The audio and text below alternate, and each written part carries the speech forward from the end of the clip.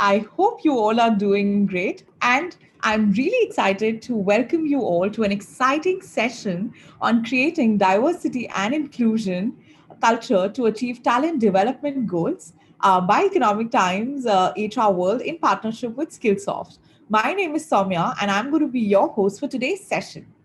Diversity in the workplace brings a global work culture that binds people across genders, races, religions, and social statuses. Hence, it is about overcoming the mindset of not being able to embrace differences and coming together with an inclusive approach. As we are operating in the remote working scenario, diversity and inclusion are required more than ever. To know some of the real challenges faced by organizations in building a culture of diversity and inclusion and how to tackle them, this session today will highlight some of the key aspects that an organization should consider in training employees on diversity and inclusion. I know this sounds really intriguing, so let's get started with it. We are honored to have with us today Vidisha Banerjee, coach, organization effectiveness, and DEI leader, Global Group Vice President, Talent, Culture, and Employer Branding at Wellspun Group. Vidisha is responsible for capability building in line with the strategic business objectives and leadership development. She counts on her ability to bring innovative solutions to learning and unconventional approaches to imparting knowledge. Result oriented, high on execution, and passionate are these three words that describes Vidisha. She is really passionate about collaborating with the organizations that are keen on learning and development, and her specialty lies in supporting organizations to implement the developmental initiatives through leadership development and organizational development interventions. Apart from learning, she is passionate about incorporating skill development for the differently abled as well as working with the members of LGBT community. So please put your hands together for Bidisha Banerjee. And before I pass on the frame to Bidisha, I wanted to share with you all that we would be taking questions at the end of the session. So please keep sharing your questions, your reflections throughout the session, and we would definitely try and find answers for them. So welcome, Bidisha. The frame is all yours. Thank you, Soumya. It's just wonderful to be here, and I want to thank the THR World team and the Skillsoft team and my team for helping me put together this fantastic session for you today. And I also want to welcome each and every one of the participants today. And this is my promise to you that we will try and keep this as interactive as we can. We will garner some interesting thoughts and questions, and I'm hoping to interact with each one of you with your thoughts at the end of the session. So on that note, you must be wondering as to why, what is this topic, DEI? And, there's so much been spoken about it in the last few years. And possibly, in this world of COVID today, you might be wondering that, why DEI, and is it still relevant? Because while you see things going a lot haywire, right? Things have not been in place for the last 2 years. Still, we don't have too much of clarity of what lies ahead of us. So on that note, I wanted to present this topic to you. And before we begin, I also wanted to spend some time with each one of you to sort of clarify that why are we talking about DEI? So what's in it for all of us? Why should you listen to what I have to offer to you today? Why should ETHR World, Skillsoft, and the fraternity of people, corporations should be talking about DEI? So if you look at this slide, in fact, I'm going to spend some time on this slide itself. Look at how interesting the slide is, right? If you see the pictures at the bottom, and when we were crafting this, this is what I kept in mind, that right from the word go, we have to talk about diversity in everything that we do today, and also keep ingraining this. So the topic today that we've chosen to talk to you and engage with you and understand your thoughts is diversity, equity, and inclusion. And before we begin, my question to all of us again, and like I said, is that in today's world of this pandemic, uncertainty, Should we still be talking about DEI, or this can take a backseat? So why should we focus on DEI? What is so relevant? What is so important today that we spend time, effort, organizations rally towards diversity, equity, and inclusion? And I know that many of you believe and probably agree with me that we may not need a business case anymore for DEI. But I wanted to give you some hard-hitting facts, which I felt will sort of drive this point home with us, among our colleagues. And I think some of you are HR colleagues, some of you are business colleagues. If you ever have to make a case for DEI within your organization, within your team, whether you're consulting, I think these points that I want to highlight to you, and each one of them are so powerful. Feel free to take snapshots, make notes of it, because trust me, these facts are really hard hitting. So the first one, what does it say? It says India ranked the second last, okay, unfortunately, the second last in average female representation, and the lowest workforce, in the participating 15 countries. So I'm referring to a study done by McKinsey in 2020. It's called Diversity Wins. And these facts are from that McKinsey study where they did this observation and research over 1,000 countries. India was very much a part of this research and study. And, I think really my head hangs in shame when I look at this number and this fact saying that India ranked the second last. We are only better than one other organization, one other country in the world, that is Japan, right? So India is lacking so far behind in average female representation in the workforce, right? And the strange part of it is that companies in the top quartile for both gender and ethnic diversity are actually, they are going to perform better. They are 12% most likely, right, to outperform all other companies in that data set. So on one hand, we're saying that, India is really not doing well. And then on the other hand, the study also talks about the fact that gender and ethnic diversity is 12% more likely. Companies who are in the top quartile will be 12% more likely to outperform all the others.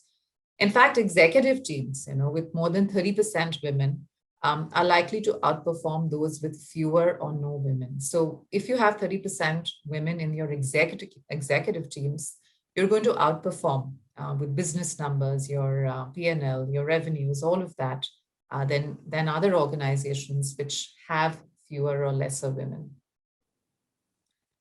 Moving on, if you could go ahead, please.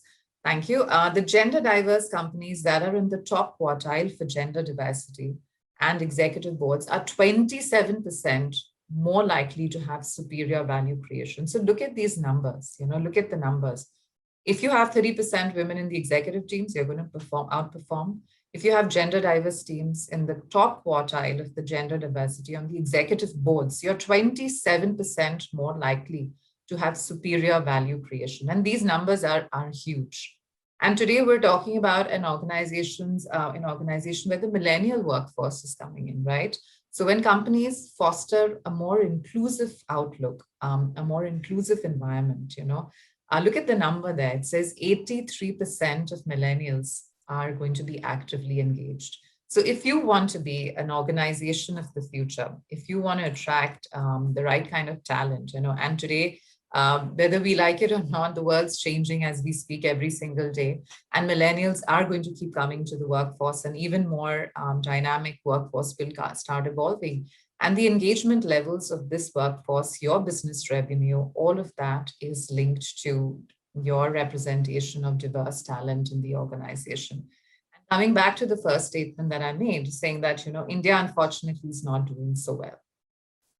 So, when we were preparing this and I was brainstorming, there's the word DEI kind of gets thrown around a lot. We get, you'll hear several times that the word diversity, you'll hear the word inclusion, you'll hear the word equity.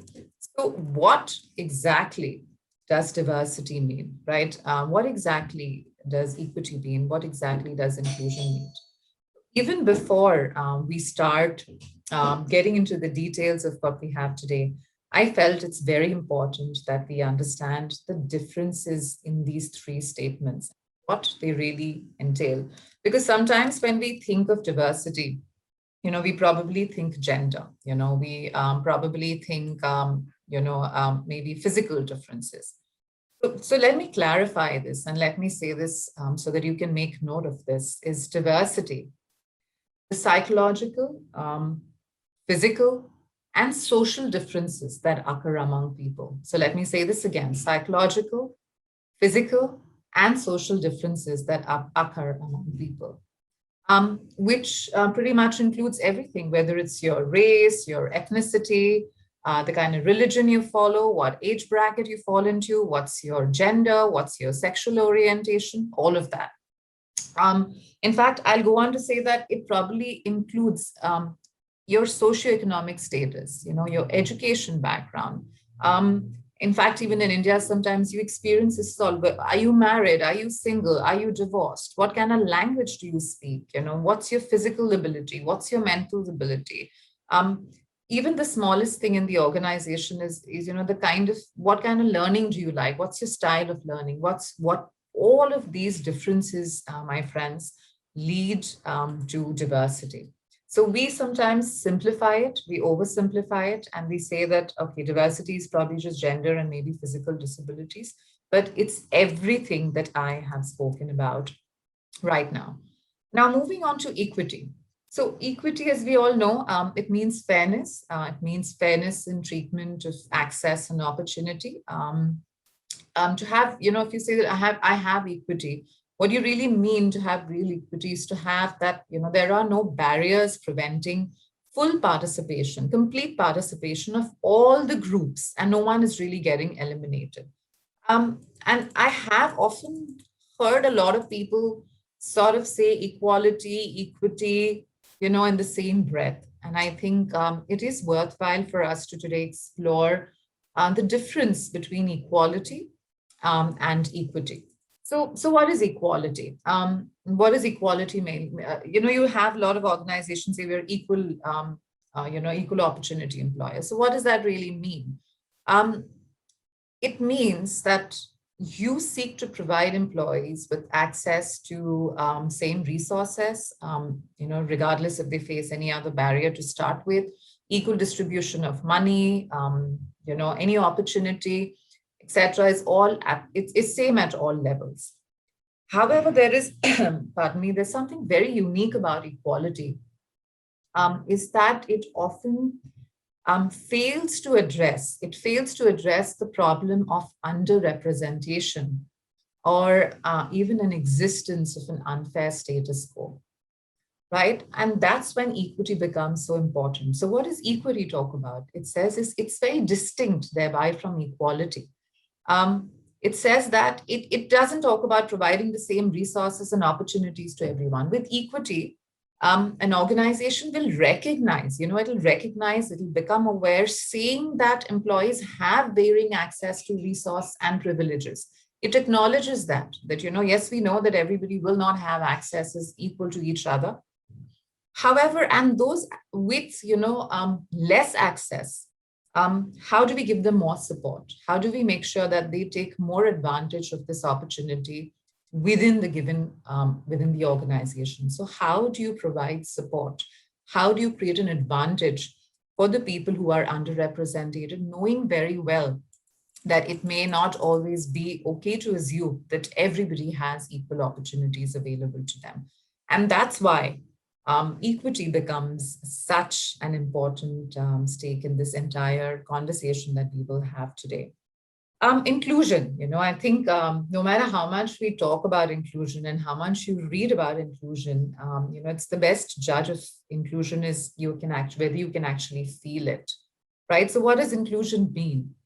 It means creating an atmosphere where all individuals and groups are welcomed, right? So irrespective of your background, what kind of gender, your physical abilities, which city you come from, what education status, your socioeconomic status, but all employees, all groups feel welcomed.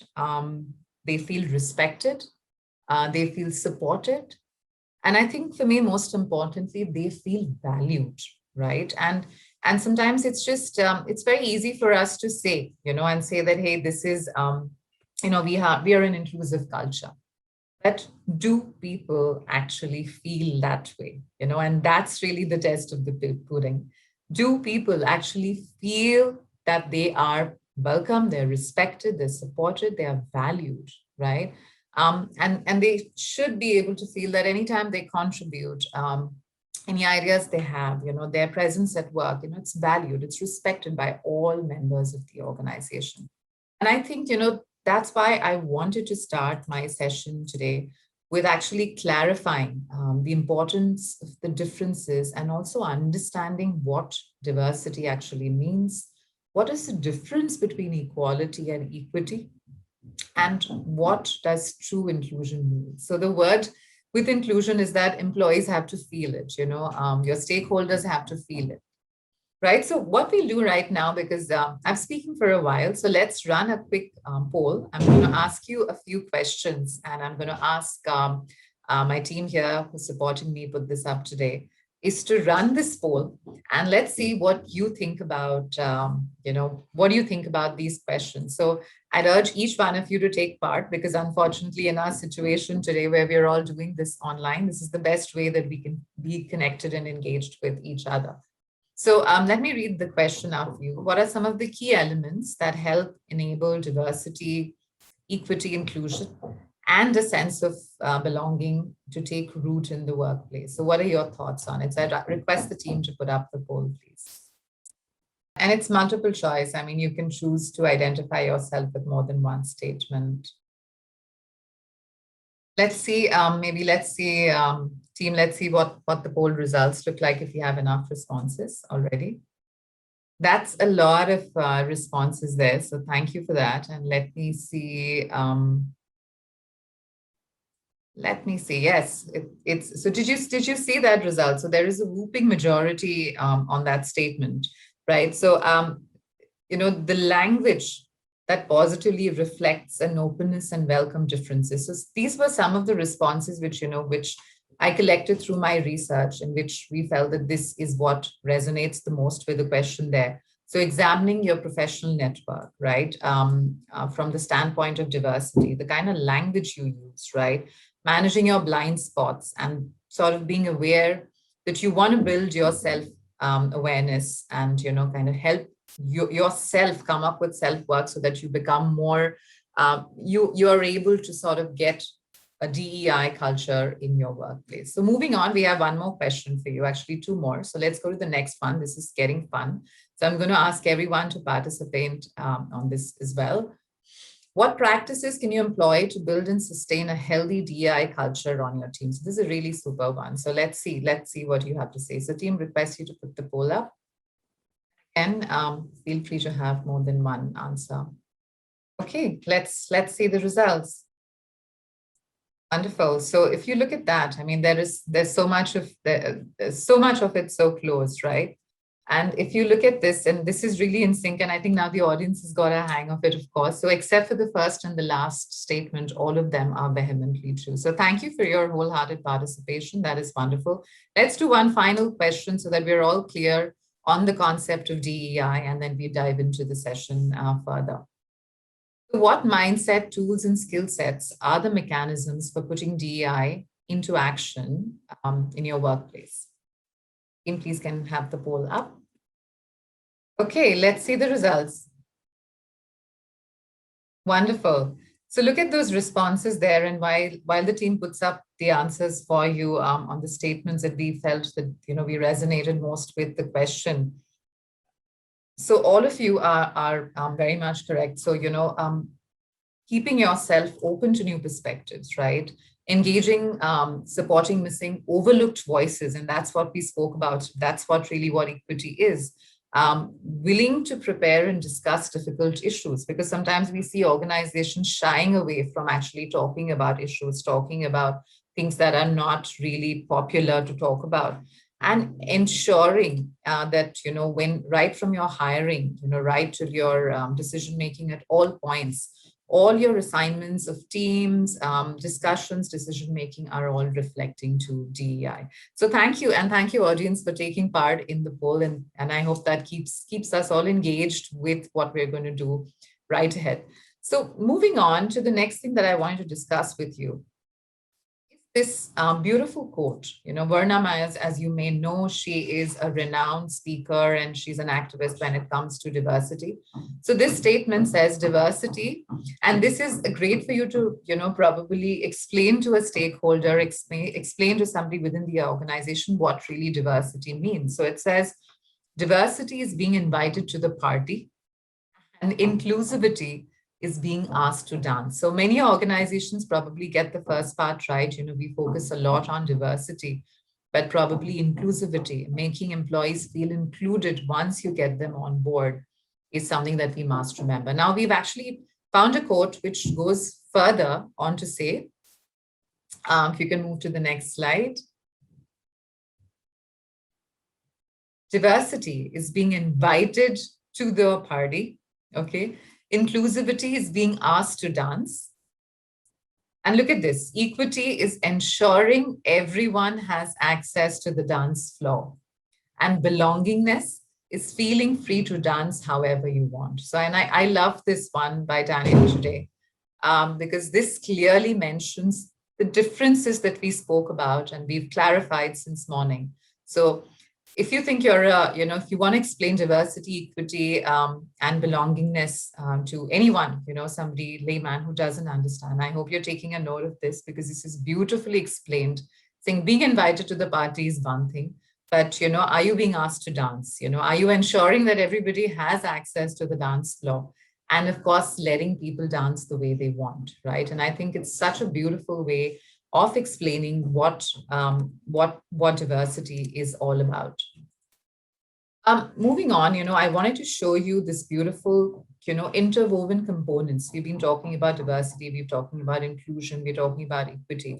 And I wanted to spend some time and giving you some figures and facts about the overall sentiments. In the same study by McKinsey, surprisingly, to my surprise, at least when I was reading it, says that the sentiments on diversity across these organizations are very positive. 52% people in that study felt that, yes, organizations are on the right track for diversity, and only 31% didn't agree with it.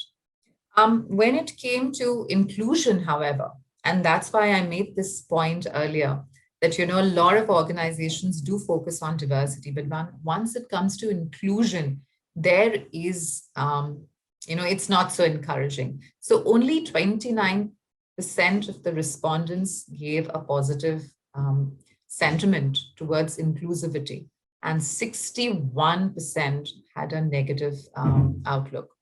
What that means is hiring diverse talent isn't enough, right?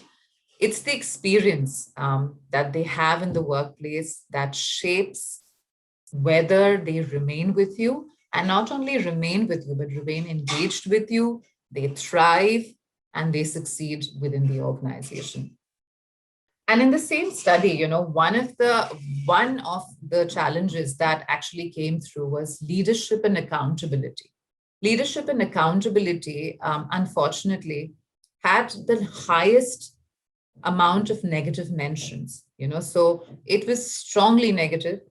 Out of all the participants, over 50% of the sentiments were negative.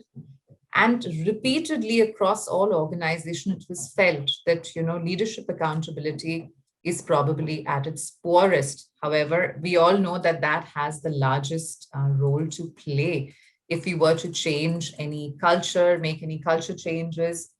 While we do a lot of changes at the bottom of the organization, the middle of the organization, but leadership accountability, authentic accountability, is really what the respondents in the study felt that were lacking, right?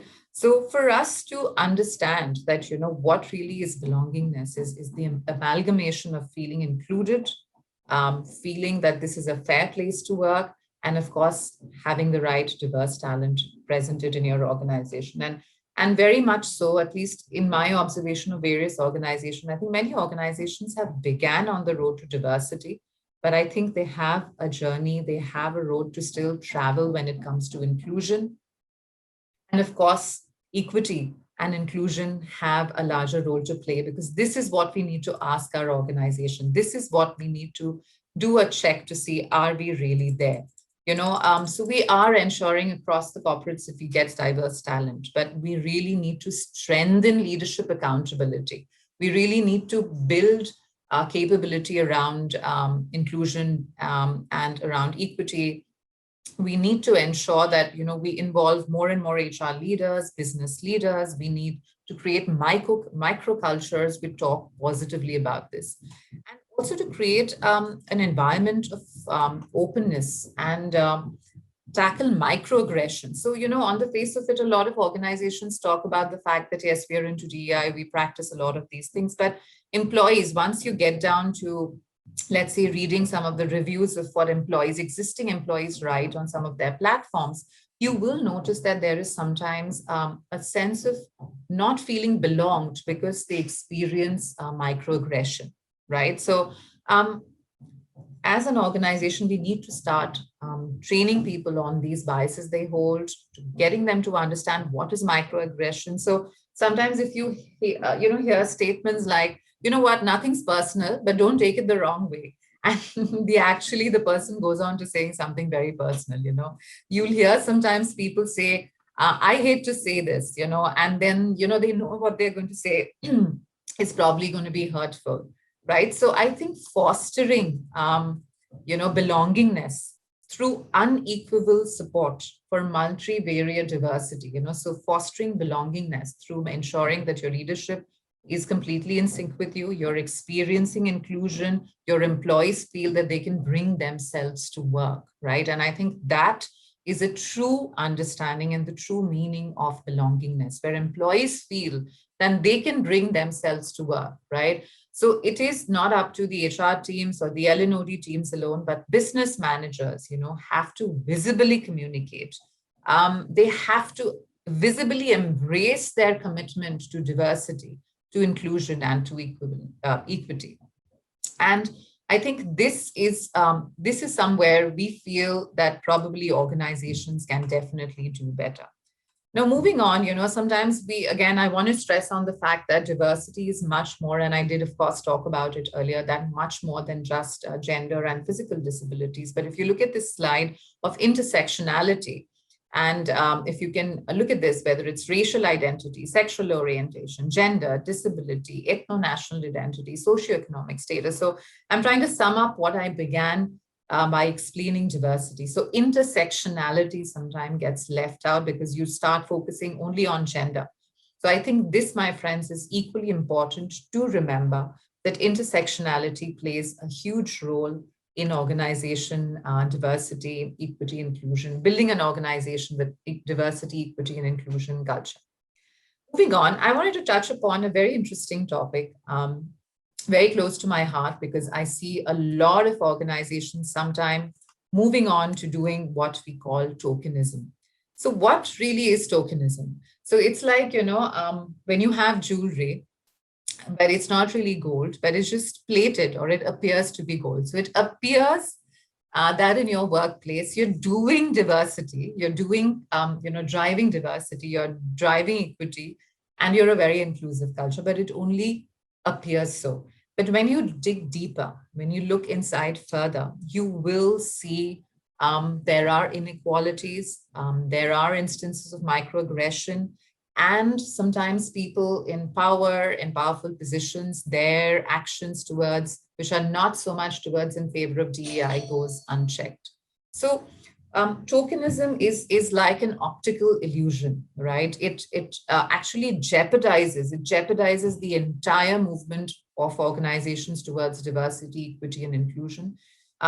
What happens, you've managed to get in diverse talent, they don't feel included. They feel that they were just a tick mark, they were just got in as a token, and it starts to tarnish your organization brand, right? It frustrates your employees and their experience in the organization.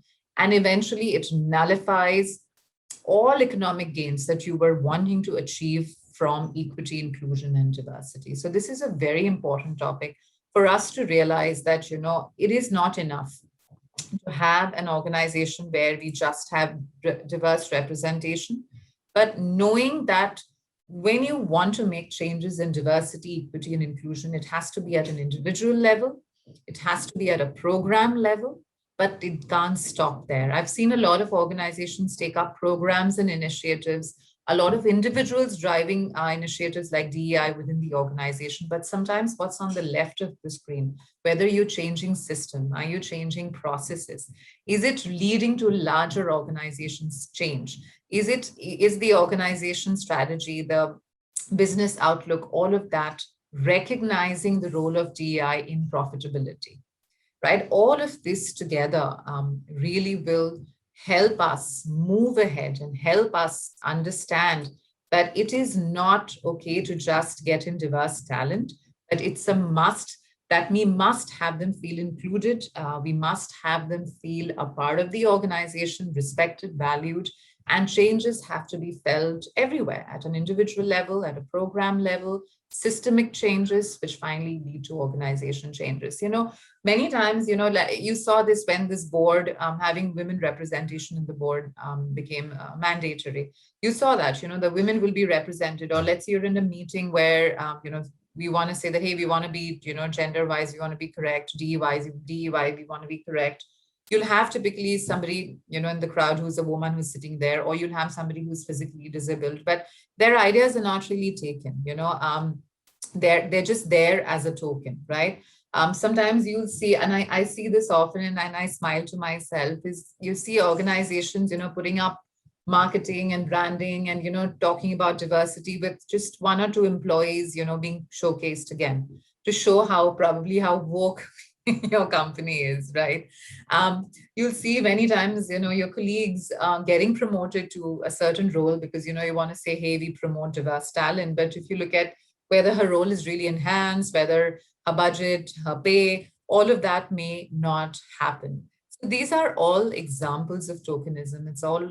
It is very important. And the reason that I'm saying this today is that we must, as individuals and organizations, become aware that this exists very much. And once we become aware, once we are able to take this case back to the leaders, and you yourself can drive it if you're a leader, from an individual, program, systemic, and organization, saying there is a direct link of actually business profitability, I think it will become a beautiful and a wonderful journey for all of us in the corporate world. Moving on, and I promised this right at the beginning, that I wanted to share with you a toolkit. I wanted to share with you certain recommendations. It's through my research, through my study, and through my practice, that how at every level of the employee life cycle that you can garner support, you can become aware whether you're being just not doing tokenism related work on DEI, but actually living up to your DEI values and your principles, and ensuring that your organization is on a growth trajectory. So that's why I've actually broken it down into these 5 elements of the employee life cycle. I'm going to take you through it one by one. Okay, so right at the employee selection, whether our assessments that we conduct, our behavioral assessments, our interviewing assessment forms, are they free of bias? So all of you here today from the HR and business fraternity, go back to the drawing board, look at your interview assessment forms, look at your style of taking interviews, look at the way that you're actually inviting candidates, and evaluate and see, are you free of bias, right? If you have to make any policy level changes, so I hear there's a subtle bias, many times in India, especially if we don't have support from families, many of us women, we'll take a work break till kids are about 4 or 5, and there's like this work gap, and they'll not work for 5 years and want to come back into the workforce. And I've heard so many times from women, men alike, saying that, hey, she's not worked for 5 years, and does she even remember what she used to do? So all of these, do you have a policy that invites women to come back into the workforce? Do you have a policy that says that you must interview people who come from socio-economic backward status, or people who are physically disabled? Do you have that as a policy level? Or it's a generic tokenism understanding that, hey, we want to do it, but you know what, we didn't find candidates. And I know from friends and colleagues that I work with, who say that, hey, you look harder because candidates are there. They're there who want to come back to the workforce, candidates who are either transgenders, of a different sexual orientation, different socioeconomic background. Are you really being inclusive? Are you looking really hard? And also your questions, and I think because I'm an L&OD HR person, and I'm always intrigued by the way interview questions are taken. And you will see some of those questions, go back to the drawing board, evaluate the kind of questions that are being asked, whether those questions are diversity centric, whether the questions even check of whether the person who's coming in, is she or he diverse in their thinking? Are they inclusive in their thinking, right? Does this person fit into your organization? The way you're asking the question, are they diversity centric? And the last point that I've mentioned here is looking at your JD. Very interesting activity. I did this when I was starting on into our WellSpan diversity, inclusion, and equity initiative. We call it Women of WellSpan, and we've started with gender. And we hope over the years we want to expand the horizon and do more and more of intersectionality related work. And as a part of that, and I've just started this project where we're looking at whether our job descriptions that we put out in the world to invite talent to come and work for us, are they inclusive in nature, right?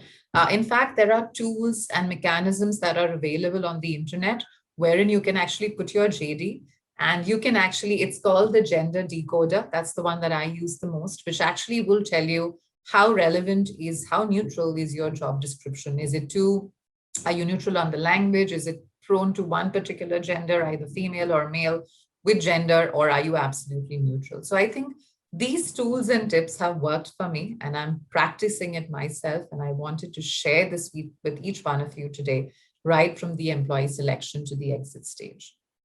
Coming to the next part, the employee development part. So employee development part.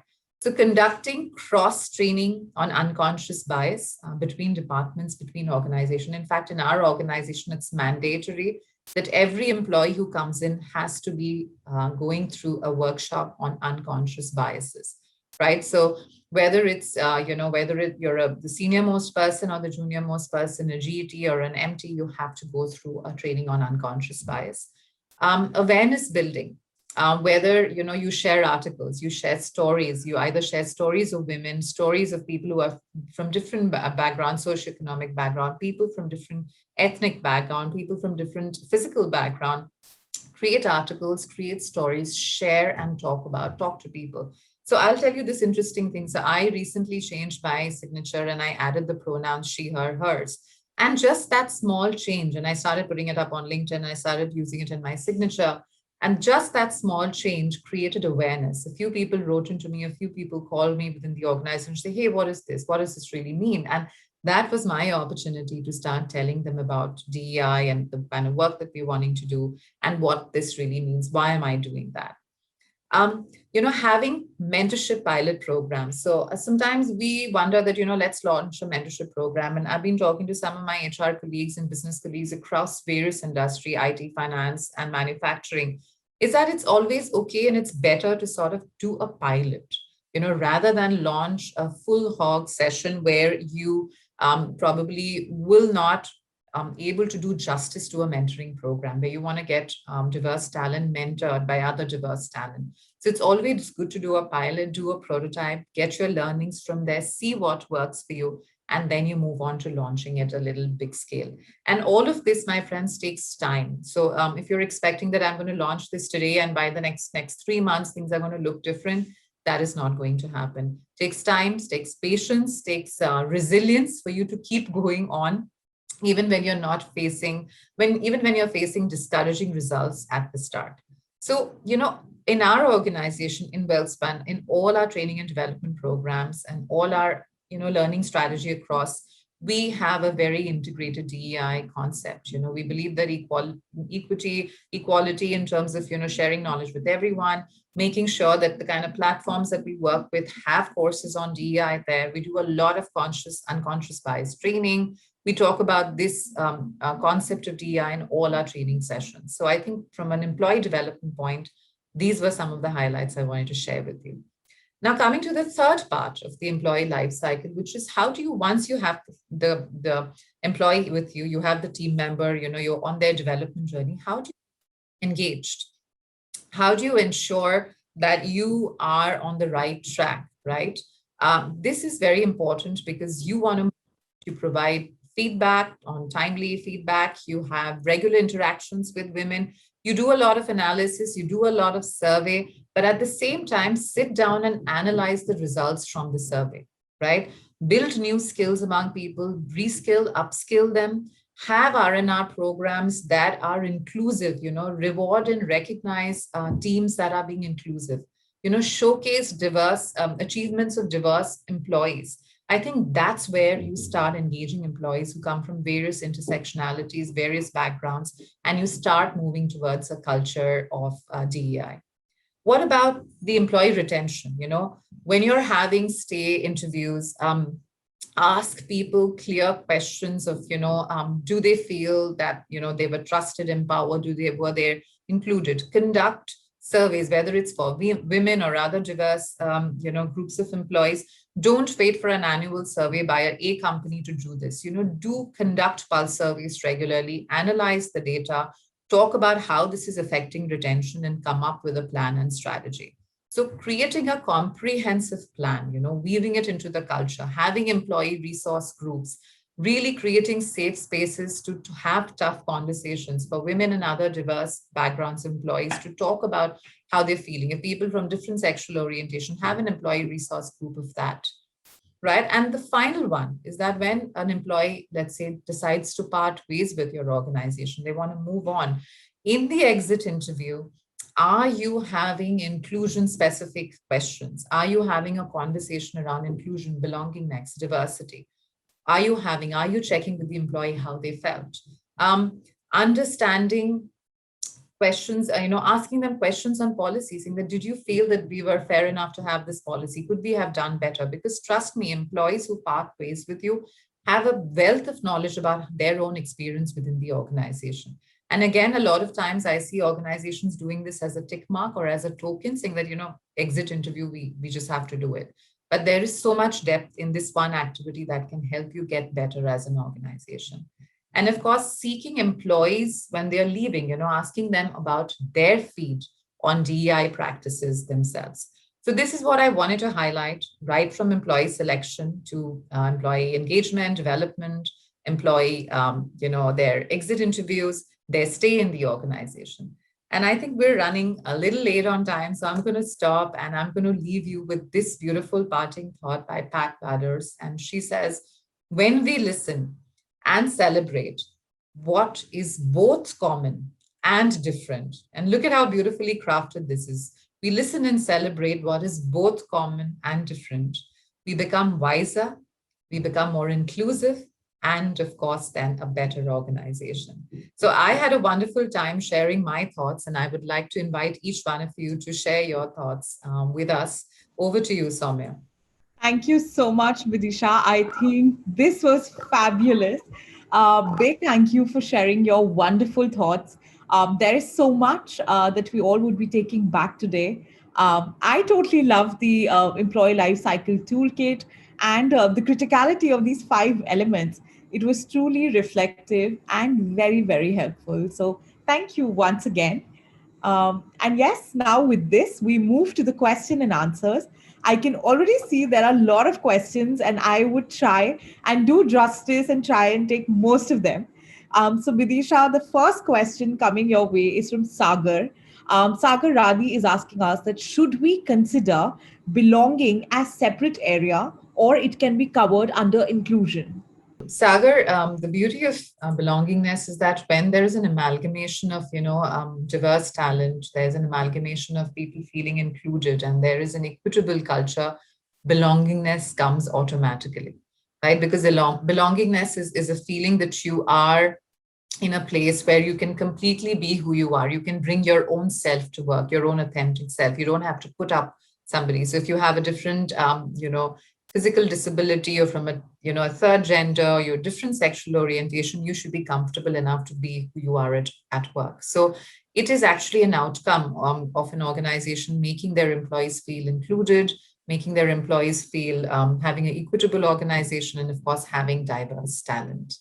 I think that really helps. And Sagar, I hope you liked it. You can share your response with us. Moving to the next question, Vidisha, and I'm going to try and keep it some questions that covers all the perspectives here. So Nayonika Datta is asking us that as somebody who's working in a startup culture for just a year-old organization, how can she understand whether an organization is ready for the DNI initiatives? Should basic people processes first be put in place and strengthened, or should building a DNI culture go hand in hand? That's a beautiful question. Beautifully put, Noinika, and thank you, Samya, for reading that out. And I think, Noinika, your the second part of your question actually answers that it has to go hand in hand, because it is such a unique situation. Otherwise, if you're going to set up all your employee life cycle processes and then say, hey, now I've said this, now let's go back and do DEI. So you're in a wonderful place, Noinika, because you are in a startup. You actually have the liberty to write a legacy here. So I would recommend that from the word go, when you're setting up your employee life cycle, when you're setting up your interview selection processes, build in the DEI concept, whether it's your JDs, whether it's your questions, all of that. When you're having a training development, when you're having your employee engagement processes, have DEI built in, make it a part of your entire people and business strategy, right? So I think that gives you a huge advantage, and all the very best, Nanika. I think that's so true. I mean, it's just the playground and just rewrite the book. Thank you so much for that, Vidisha. I'm going to quickly move to the next question. This one is interesting too. So Deepa is asking us that how do we engage our men colleagues in this whole diversity talk and women empowerment? I think those tips, or if I would say some hacks, would be really helpful. Absolutely. And I think, this was actually brought out by this is beautifully brought out. We were in some seminar and we were talking about DEI, and all the women in the seminar everybody was women. We were talking about gender. And I think one of the, participants pointed out saying, hey, we're talking about gender and equity and diversity, where is everybody else? So it's the same thing happens many times that within an organization, sometimes we focus, let's say you decide to pick on, first one is, let's say, gender parity. If you're doing that, we sometimes forget that onboarding our male colleagues, onboarding our colleagues who are not from the women gender, equally important because they really are the stakeholders, right? So what we do, Deepa, in Wellspun, and Soumya, what we do in Wellspun, we definitely have a separate program that we run for all the supervisors of the women colleagues, right? We tell them about managing, what are some of the skills in terms of becoming more aware, what could be some of the unconscious bias separately is taken for them. So there is a parallel program that we run for supervisors who are male. And I think it's a brilliant question, Deepa, because that sometimes is forgotten and that is equally important and will then these managers themselves become catalysts for change for you, because HR or just the senior leadership can't do it alone. You will need to garner a lot of support. Thank you for that, Vidisha. I hope, Deepa, you got your answer. I'm going to move to the next question. And I know, Vidisha, this is very close to your heart. Companies focusing on the diversity are missing the piece on equity and inclusion. Ex hiring, example, hiring differently abled and LGBTQ community, but we are really providing the facilities at workplace. Like washrooms or a lift or a cafeteria. Can you please throw some light on this? And Ashok, that's a brilliant question to ask. When we talk about these initiatives, what we really do is what matters. So over to you, Vidisha. So, Ashok, again, a very good question. And I remember before my stint in Wellspun, I was associated with the retail organization Future Group for 8 long years. And I actually had decided that, I'm going to start promoting the LGBTQI community. And I took the first step. Actually, I got somebody in my training and development role as a training coordinator with me first, who was from a different gender. And I think one of the first things that I faced, and one of the first battles I fought in the organization was not the policy change. That happened really quickly, but it was the washrooms. And, as trivial as it may sound, but it is not, right? Because, the very fact is to where will this person feel comfortable? So it's very important for you to identify and ask the person that you're hiring or getting on board, which gender they identify themselves with, and which washroom would they like to prefer, and maybe having a neutral washroom. So while, sometimes, and that's exactly, Ashok, during my conversation today, I spoke about making systemic changes. One is policy level systemic. Sometimes you will have to make infrastructure changes. If you want to have more physically disabled employees working with you, do you have ramps in your offices? Do you have braille in your meeting rooms? Do you have a facility on your laptops that allows you to speak to people who can't hear or probably can't see, right? So we need to fix all of this is large. And that's why, to reiterate, I said that this is not something that can happen if your top leadership does not believe that there is a case of DEI which relates to business growth and result. And when they see the benefit of including the workforce that's today getting left behind in India, particularly. Sorry about that. There is some construction work going on to where I stay, so we'll have to be more focused, but I will try to speak louder. So I think that's what is getting left behind. And in my mind, I think these are the real challenges. So of course, you need to have things like workplace, a safe place for them to meet, and also employee resource groups, right? And I think if they have a bunch of other employees who are from the LGBTQ community, you come together, you speak about challenges, and then as the leadership team, you act on them and provide support is what really will make the difference. I think that was fantastic. So thank you so much, Vidisha. And now, like I said, I'm going to try and cover every aspect. Now moving to the business side of it. So Rahul Gupta is asking us that marketing helps drive sales and has hence business performance. Yet it is very difficult to establish the direct linkage between marketing and the business performance. Similarly, DEI, as you said, improves business performance. But how do one establish a direct linkage between DEI and business performance? Right. So, Rahul, brilliant question again. And, sometimes I think what we need to do is if you're not able to get the linkage in your own organization, you have to go back and look at references of where it has played out.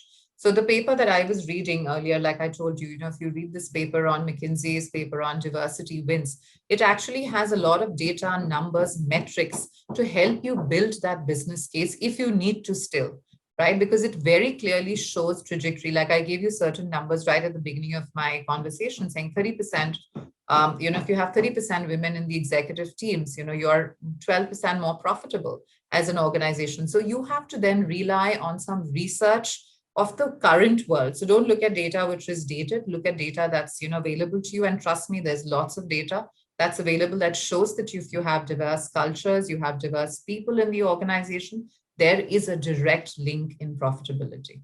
So that's something that you could try for sure. Absolutely. I think this is fantastic. So thank you so much. Now, I think in the interest of time, I'll just take the last two questions. So Web of Parikh is asking us that how much dependence must an LNOD professional have on the executive management team before initiating the DEI interventions? Happy to hear your views. Right. So I think, Vaibhav, great question again. And the dependence that you have, it's very important for you to have buy-in at, especially at the executive management team, because, culture, policy changes, for example, something simple as making a third washroom requires resources, require funds, If you're going to go and say that, I'm going to get in diverse culture, probably your hiring tats have to look longer because sometimes it's difficult to get those people. So you have to dependence in the concept of actually getting a stakeholder buy-in. And that's why, like I was answering the question before to Rahul, that having the direct link, pulling up papers, looking at studies where there is data and evidence saying where there is diverse culture, the business has grown. I think that's your only way to look at it. Because sometimes you may not have the data available to you here. The other thing that you can also do is among the executive team, find a sponsor who you think is who will be very close to identifying this. If you have a team of 10 people, maybe there are one or two people that you could who could help you amplify your cause, who can speak on your behalf, so start garnering support through the executive team. So don't go to all of them, don't do one too many. I would say that rather have one-on-one conversation with people in the executive team, garner responses, garner support, and then present maybe a paper, a thought at a larger tape, at an executive summary, get enough facts. And sometimes I see that LNOD professional get very focused on only the training and OD part. but getting a sense right from the recruitment selection part to the exit part to the business numbers, all of that helps you prepare a great business case. So I think, Vaibhav, if you try these tricks, I'm sure they worked for me over many organizations, and they still work for me in Welspun. I'm sure you will definitely find success.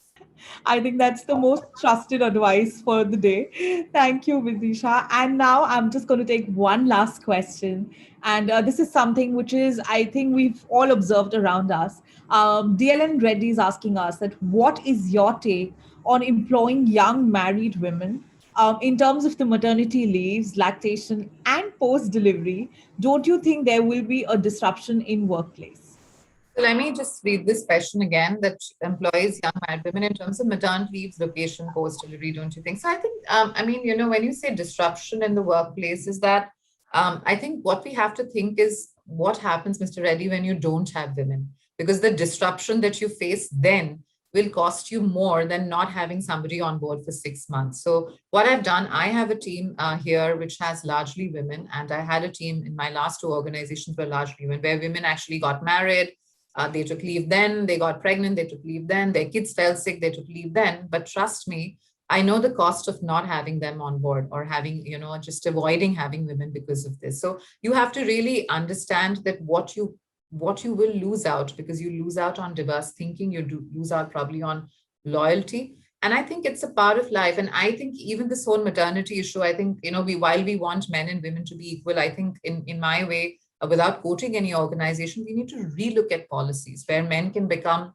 and contribute more with women during maternity leaves, because most organizations may have 15 days or a month of paternity leave. So I think we'll have to facilitate women to work more. So we need people like you in positions of power and positions of um, wherein you create policies, maybe work from home for them, giving them a sabbatical. All of that will definitely matter as well. Thank you so much for sharing that, Vidisha. I think that really helps, and it's a very positive note to wrap up this session. So, thank you so much. I think this was phenomenal. Thank you for making this session so memorable and highly engaging. Thank you, Vidisha. And yes, now, like we say, David Ras said that it is not the joy that makes us grateful; it is the gratitude that makes us joyful. So yes, you all have been a wonderful audience throughout. Thank you so much for joining us today. I thoroughly enjoyed the learnings, the questions, and the reflections that came in. I would also like to thank the charismatic teams of ET Asia World and Skillsoft who worked so hard to put up this great session. So, thank you, everyone. And yes, have a wonderful day ahead. Bye bye. Thank you. Bye bye.